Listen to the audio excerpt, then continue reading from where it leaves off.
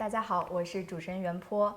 最近呀，我阅读到了一本书籍，它的名字叫《艾德温历险记》，它是一本结合了历险以及英语学习在内的一本中英文的阅读刊物。今天我们非常的高兴能够有请到这本书的作者，同时也是加拿大著名的教育家，与我们来一起分享这本书的点点滴滴。Mr. Allan, nice to have you here. Thank you for hosting me. As an educator, what do you think is the misconception of learning English for the students who speak English as their second language? Yeah, very good question. I think the biggest misconception is that you can learn English from a textbook. And the reality is English is something that is living and learning. It's not like mathematics where you're memorizing formulas. It's not like history where you're memorizing dates. It's where you're expressing yourself through reading, writing, and speaking.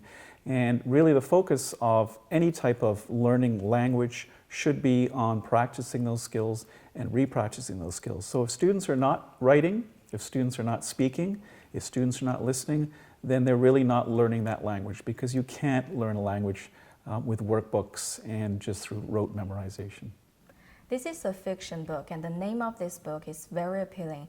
Would you like to tell us more about your book? So the book is a fantasy story. It's the story of young Edwin, who actually has some magical powers, and he has the power to actually enter a book and interact with the words in the book, who are actually characters in the book. And so Edwin goes into this particular book and finds out that one of the words in the book is trying to rewrite the whole story. And so with his friends in the book, who are all characters and who are all words in the book, he travels through the book to try and stop this word from rewriting the story. Can you please describe how you combine the fiction and English learning, the two elements, to write this book and make it such a success?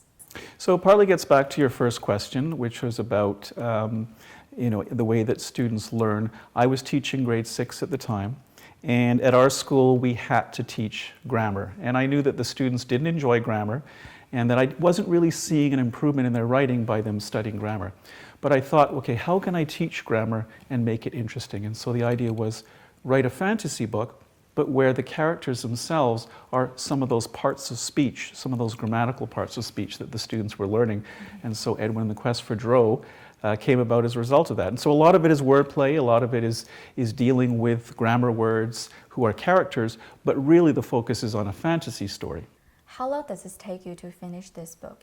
Were there any hardships or limitations you encounter while writing this book?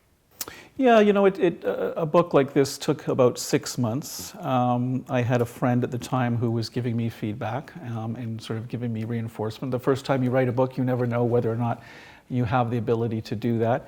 I think, the only hardship is that writing a book is a lonely, solitudinous type of activity. You have to be focused, you have to stay by yourself, and you have to stay at it. It's hard work.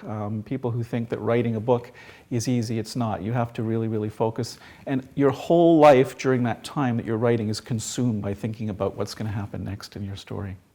What's your plan next? So the plan next is we will be going to China. We have three book signings. We've got 2 in Beijing and 1 in Shenzhen.